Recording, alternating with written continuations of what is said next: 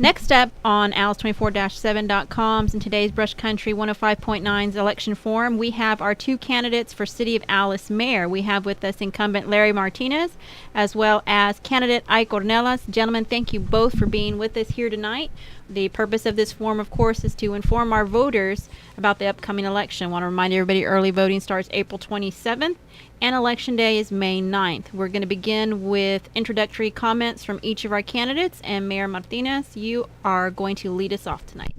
Well, thank you, Nicole. I appreciate let me first say on behalf of today's Brunch Country 105.9 and 24/7 Real Hometown Media, thank you for putting on this event. Mr. Ornelas is here with us. Thank you, Mr. Ornelas, for being here with us to show this debate and to talk of some of the issues that are affecting the city of Alice. Let me just start also by saying that I'm married to Selena Silva Martinez for the past 37 years. We have two children, one the late Lawrence Martinez III, and then my daughter Clarissa, and a lot of family members, right? So on behalf of that, I'd like to tell everybody that, again, thank you for being here and welcome to the debate. It's a great opportunity for us to be here today, a great opportunity to share information from both candidates so that we can talk about what the real issues are, what the real issues that affect the city of Alice. As your current mayor, and that I've been there for about a year and 10, 11 months, there's been some things that we've been working on, a lot of things, some popular, some things not so popular. But some of the things that we looked at and what we have to do are in the betterment of the city of Alice. I always tell everybody that, I think each of the candidates and everybody in the city of Alice realizes that everybody wants a betterment of Alice. Sometimes we have different ways on how we achieve those, but I think it's important that we share that today so that we can discuss those things. And at the end of the day, we all come to the happy meeting what we do for Alice. It's nice to be able to be here and discuss them. So that way we can, at the end of the day, whoever gets elected, whether it be or my opponent, we know that we're all going to back each other up and we're going to do what's right for the betterment. So with that, I guess we'll get into some more questions or answers as we go. So I'll try to make my introduction short as possible because it gets a little lengthy. Thank you. Thank you very much. Mr. Ornelas, again, welcome. We'll go ahead and take your introductory remarks. Thank you, Nicole. Nicole, I would like to thank Real Hometown Media 24/7 and Brush Country 105 FM for hosting this forum. My name is Ike Ornelas. I'm married to Elsa Ornelas. I am seeking for the office of mayor of the city of Alice. I believe we currently have a lack of trust within our community. Leadership is described as a process and a social influence in which a person can enlist the aid and support of others in accomplishing of common tasks. Our current situation in City Hall lacks leadership. We need leadership that has the ability to establish, extend, and restore trust back into our community. This is the key in moving our city forward. We need a leader that are credible and one that has the mindset to walk the talk. All right. Thank you very much. We'll go ahead and go into our question and answer portion. And Mr. Martinez, you are going to field our first question of the forum in this race. The current state of Alice's economy is of great concern, particularly considering the major layoffs that have recently occurred. We all know the sad state of affairs.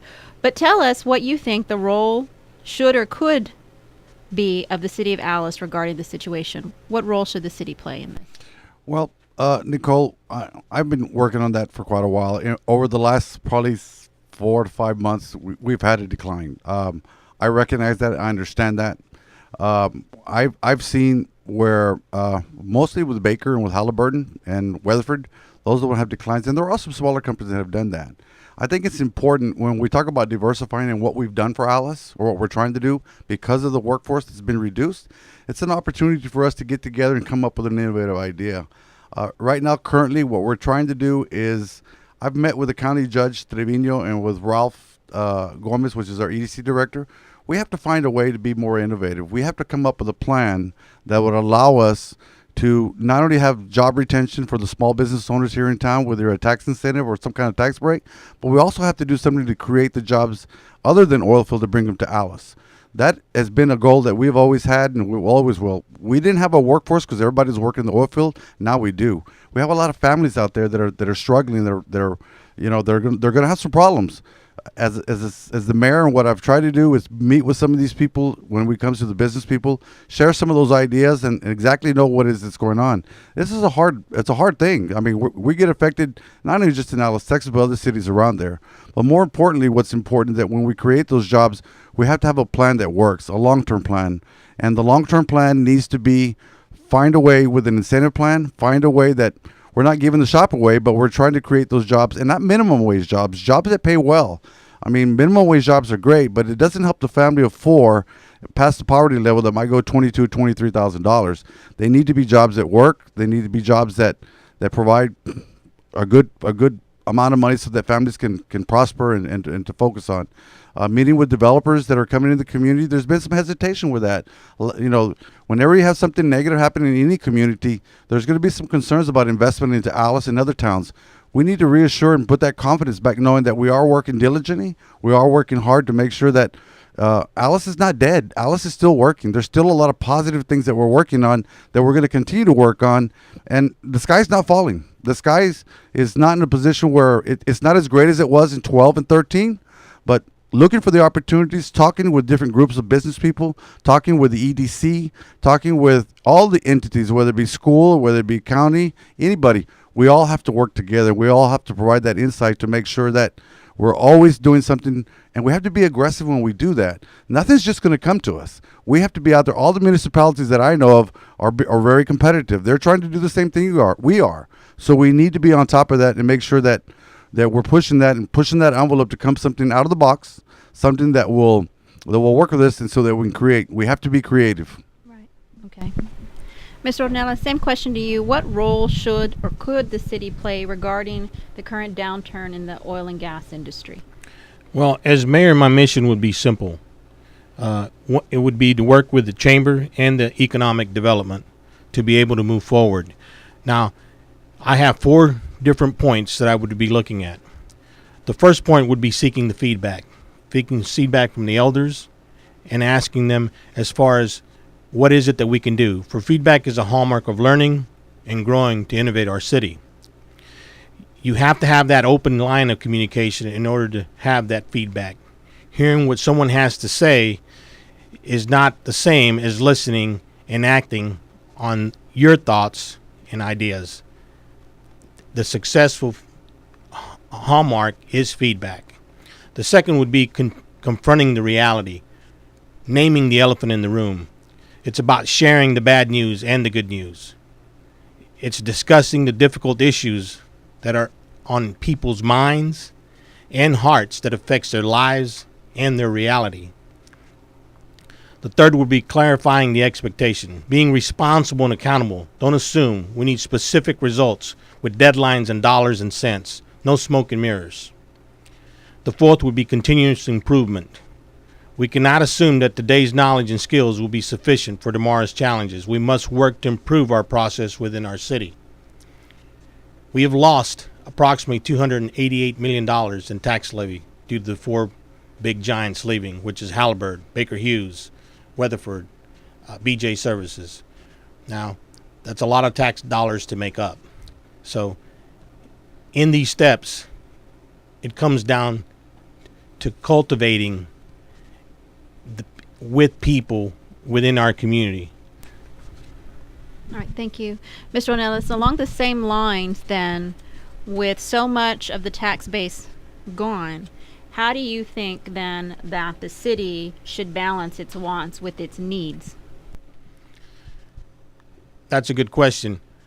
I feel for sure that, well, let me explain exactly the tax dollars that we've lost and how we work towards the turns. We have to be able to turn the dollars more so than we did in the past few months.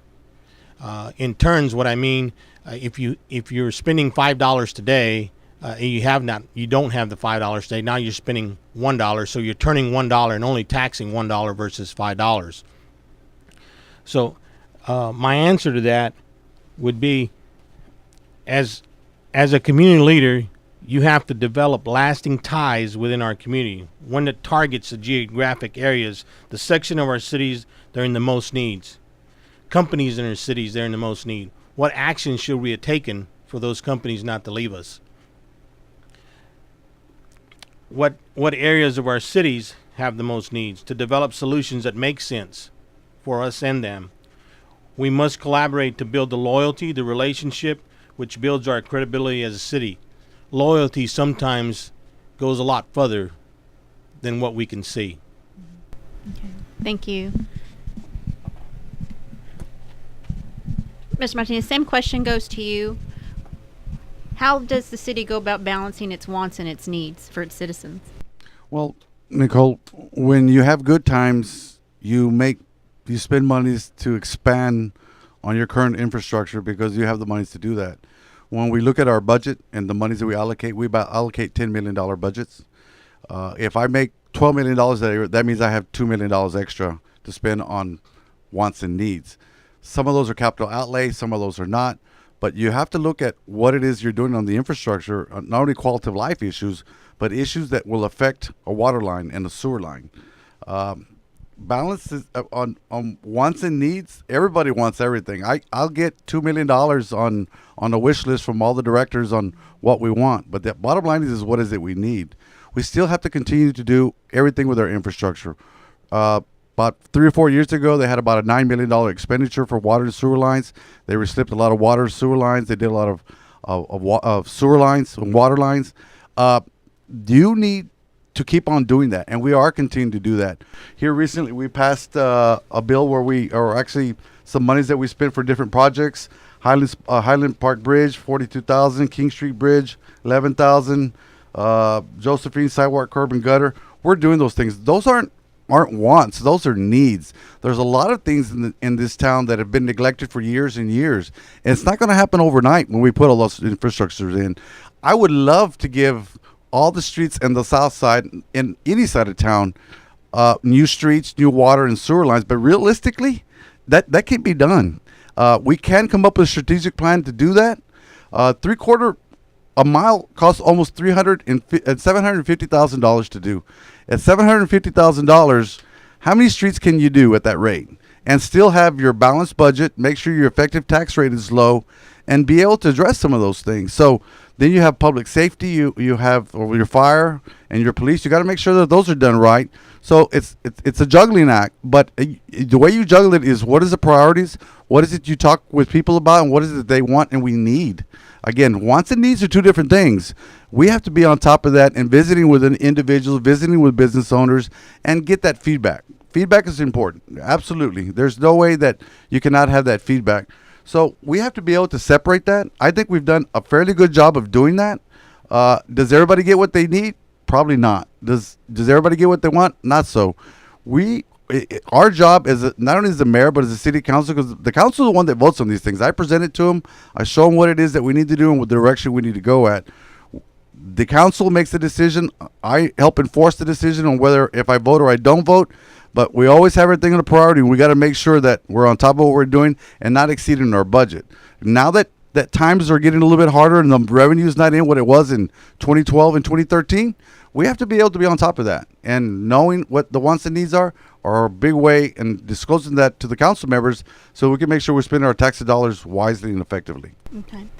Now, along kind of these same lines again, diversity has been a buzzword in Alice for decades probably. I don't know that we've still not yet figured out how to diversify ourselves. You know, we are incumbent on the oil and gas industry. So what do each of you think? I mean, you are both developers yourselves, okay? What does Alice need to do to promote growth and to promote its key assets?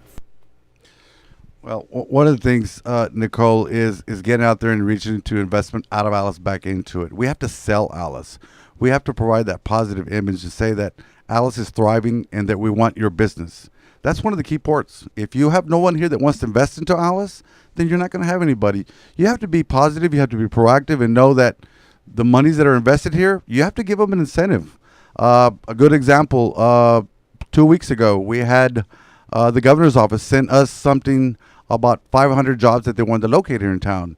Some of the criteria were that we had to have a workforce. Well, we got a workforce now that we have employees. Another one was we had to have a 350,000 square foot building. We looked up and drive back and forth. We couldn't find one, right? And they wanted it immediately right then and there. The other one was an incentive plan. This is coming from the governor's office. We don't have that plan in place. We need to have that plan in place. We need to make sure that we meet that criteria. If you don't have those three criteria, don't even send it in because you don't qualify. Those are the things that we need to be working on. Those are the things that we have to constantly know that if we don't do that, we're not part of the big game, and we have to play that game. That's how you start it. I've met with developers. I've met with business people. We've had 2 small developers that have come in here.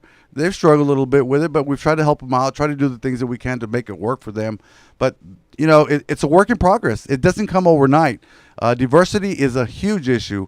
I met with some people out of the valley that wanted to do a crane operation service that could provide 100 jobs. I've been meeting with them. First thing they asked me is, well, what are you giving for an incentive? We'll provide 100 jobs at $25 or $20 to $25 an hour. They have to understand that we'll step up to them and they'll give us those jobs, but they always want something back. I'm not saying we're going to give everything, but at least bring them to the table. Those are the things that we need to be working on to create those jobs and get away from that oil field. I love the oil field, don't get me wrong. Hopefully another 10 months or a year, whatever that number is, when it comes back, then we say, okay, we do this. But let's not stick to oil field. I'm not stuck on the oil field. I'm stuck on what it is that we need to do with other jobs, manufacturing, industry, water, which is playing a big role. Water in California is getting dry. Those companies want to relocate. We need to bring our water supply up so they can adequate water supply to be able to help these industries that need that water to process or to do whatever the industry is. If we can use that, that's our economic development tool. So there's a lot of factors that we look at that we need to take place with and show people that we're trying to do something so we can diversify our economy. Mr. Ronell, same question to you. As a developer and also as a member of the Economic Development Corporation, what does Alice need to do in order to promote growth, diversity, and promote its assets? Diversification, as I look at it, has really quantifies 3 different things. One is ensuring transparency of your city. The other is measuring all spending by how it actually works. And then measuring all spending by the serious of the needs. In other words, prioritizing. Whether it be in retail, housing, manufacturing, we must do a better job of moving forward as a city. You take, for instance, the projects that we have out there today. We have developers that their projects are 2.5 years into it, and we have not completed them yet. We have our own natatorium as a city that has been in the development of over 2.5 years and still not completed yet. For developers, time is money. If you want to sell the diversification for developers, transparency is the key. You have to be a thinker and have to understand where they're coming from. People that come into our community, let's face it, they're in it to make money. That's what turns the dollar. So you have to be able to plan, because if you fail to plan, you plan to fail. And today, we've lost the window of opportunity for our development, for our natatorium, for anything that was out there before. We had an opportunity. We had our sales tax revenue was at an all-time high. In the last 5 years, we have $71 million. Those types of funds should have been used to do these common things. So as we look at the crisis that we're in today, we must define that turning point. And we must actually make a drastic shift so that we can have a better tomorrow. Okay. What do you see as some of the greatest challenges that the city faces within the near future, say within the next 2 years? I see the biggest challenge is leadership. I think Calvin Coolidge, our 30th president, said it best. In creating the shift from where we're at today, there is no sure way to destruction than prosperity without character. With character comes integrity, comes credibility. I see today that most of the leadership that we have does not have the credibility to move us forward. And that is why I'm running for office. I think the bottom line here is, you take, for instance, the water issue that we had. We go into council chambers and we talk about how we were diligent to make sure that we don't have the issue. Well, if we were diligent, that issue would have never happened. What we did need was resilience. Resilience is what we needed in the water issue. Why did it take 5 weeks or 4.5 weeks or whatever it was to correct our situation? That should have never happened. To say that it transpired that Austin had the same issue, so it was okay to Alice to have the same issue, is not a good thing to say. So in moving forward, you have to walk the talk. Mayor Martinez, what do you see as the city's biggest challenges in the near future? Our biggest challenge is our sales tax receipts and the monies that we have to allocate for that and what projects we're going to do. I differ with my opponent when it comes to leadership. It takes a leader to make decisions that are not popular. It takes a leader to know that you're going to have a project, but you got to be able to fund that project. Again, I can go back and say that I want to do this and do this. I'm not going to be realistic about it. When we talk about what it is that we need from developers and how it is, I've done a development, Nicole. I know what it is. I know the problems that people have. I've had those same problems before. We've had to address some of those issues, and we've gotten better at it, but we can continue to get better. There's things that need to be mandated to be in there. Things that the regulations that we need to ensure that when developers come in, that they do what they need to, because if they don't give us a quality product and that road or that water line or sewer line is substandard, we got to go back and replace it. That's going to cost the taxpayers money. There's some issues with that, and I realize those. But, we've been working at those. We've developed weekly meetings with some of the staff, so the staff can say, hey, look, we're having a problem with this. We're being too hard on this. Follow the rules and regulations so that we can adhere to those. So we're doing the best that we can with it, and we're going to get better at it. But it takes some work, okay? Now, when my opponent talks about water, those things happen every year. I'm not using Austin, Texas as an excuse. They happen every year. I could pump in $100 million into new water and water lines and into the city of Alice. Those things happen. We're finding a way to get past those. Here recently, we had a feasibility study with Mr. Norris giving us solutions where we can almost produce bottle clean water so that we don't have those problems again. So those are things that we're looking at that we'll be able to address to make sure that we get those out of the way, because I don't want that problem. I don't want that to happen. None of us want it to happen, but it does happen on occasion, not only in Alice, but other cities as well. We're making every effort. The council's making effort to diligently do what's right and get things processed. There's a lot of things in that producing that water and how it works. So there's no intent here. There's nothing that we were trying to do to hide anything or to say that, we let it happen. We didn't let it happen. Nobody wanted it to happen. So, again, when it goes back to leadership and the decisions we're making, we make those decisions. That's called leadership. If we were to cut back and not do it, I can understand my opponent's reason why. I don't think so. Him and I differ on that issue, and that's fine. I don't have a problem with it. But the natatorium is a big issue, too. I didn't start that project. It was done by previous council. We had to make the best of that project. Was it too much money? Probably. Was it in the site that I didn't want? Probably. But I'm dealing with whatever the problem we had to make sure that we minimize that and to make sure that we're doing the best that we can so that we'll have a good site. We're going to work on it. We're going to make it better. And we're going to make put our first foot forward and see what we can do to do that. Off the bat with that, it could create 20, 30 jobs. That's diversifying. That's what we need to be doing. But not only that, but the structures that will be set up in the event of with that development. We just annexed 350 acres of land. That's never happened in the city of Alice.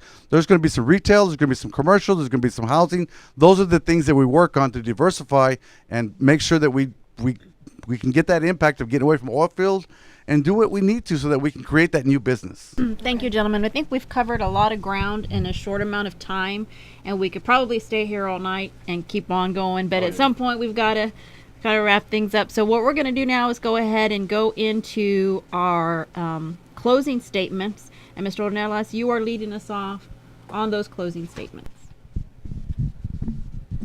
Thank you, Nicole. The bottom line, when it comes to the experience, it's all about budgeting. Whether you're budgeting $1 million or whether you're budgeting $1 billion, it makes no difference. You're still budgeting. But our common denominator here is leadership. The choices being made by our current elected leaders are not positive, productive, or effective for our community. We must work on a process of doing more of what works, abandon what doesn't, and be able to know the difference. I am that leader who makes positive choices, has a clear vision, attracts the right ideas, has courage to take action on tough issues, and gets the results that inspire trust. I am known by my peers and colleagues as an effective leader, and I think that's what we need today, an effective leader. So on May 9th, if you want that type of leadership, vote Ike Ornelas. Thank you. Mr. Just Martinez, this is just your closing statements. Okay. Well, again, thank you, Nicole, for doing this. Mr. Ornelas, thank you for being here with us to have this really good debate on some of the issues. In closing, we've hit a lot of points, and I think that it's really good that we discuss these issues to understand where each candidate stands. When we talk about leadership, and Mr. Ornelas has referred to that several times, I'm actually the one that's doing the leadership things. Again, raising water rates that nobody wanted to, the council had to make a tough decision. When we look at the garbage rates, those were tough decisions. Those departments need to be self-funding. We cannot continue to be running budgets that have departments that are not self-sufficient. Those are good physical business decisions. When we talk about budgeting, he's absolutely right. We need to budget those monies. Right now, our $10 million budget, our sales tax numbers aren't what they need to be or what I like them to be, but we're still within our budget. You know, we have a plan for our capital outlay and what it is that we're going to spend within the next 3 or 4 months. We're looking at our sales tax numbers to make sure that we don't overspend. We're watching our budget very consistently and knowing what it is. I've been here in the rough years. I know what it's going to take and how we're going to do it. But at the same approach, I cannot take 3 steps back and look at things. I don't have the time to do that because I got to move Alice forward. I got to make sure that we do things that are positive and not negative. My approach has always been proactive. Conservative but proactive. We have to be progressive. We have to go out and search. We have to make sure that we're doing things that we've probably never done before, and that's what we've done. The oil field took a downside. I understand that. That's just a hiccup. I'm not going to be where we have a hiccup, I'm going to stop what I'm doing. No, we need to continue to do what we're doing. We need to reach out of the box. We need to make sure that we're doing the things that we're going to get new industry and that we're going to protect the citizens and give them the best citizens can have when it comes to fire and safety, police, water, sewer, everything that goes with our parks, our quality of life issues as well. People want a place they can go to and enjoy themselves. I don't want them to go to Corpus Christi. I want them to stay here. I want them to spend money, and I want them to enjoy Alice. Alice is a great community. Alice is a resilient community, and I bank on Alice because they know that they're going to make the right decisions, and if they elect me, I can do it. Give me another 2 years. I know we can change this format. I know we can get better at it because we're starting to do that. We are going to reap the repercussions of doing better, and we will, but I need that step for us to go forward. If we do that, I think Alice will be great, and the citizens of Alice will be proud that at the end of the day, this is a community that we're happy with and we're proud of. Thank you. Once again, gentlemen, I thank you so much for being here with us tonight. And again, Thank you, sir. you fielded some difficult and heated questions. You know, we're talking about the issues that are being discussed out in the public. So I thank you both for being here and willing to discuss that with us tonight. Again, I'm Nicole Pettis with alice24-7.com. And together with today's Brush Country 105.9, this has been our political forum. Want to remind everybody that early voting does begin on April 27th, and Election Day is Saturday, May 9th. Please exercise your right to vote, and we thank you for joining us and listening in. Thank you and good night.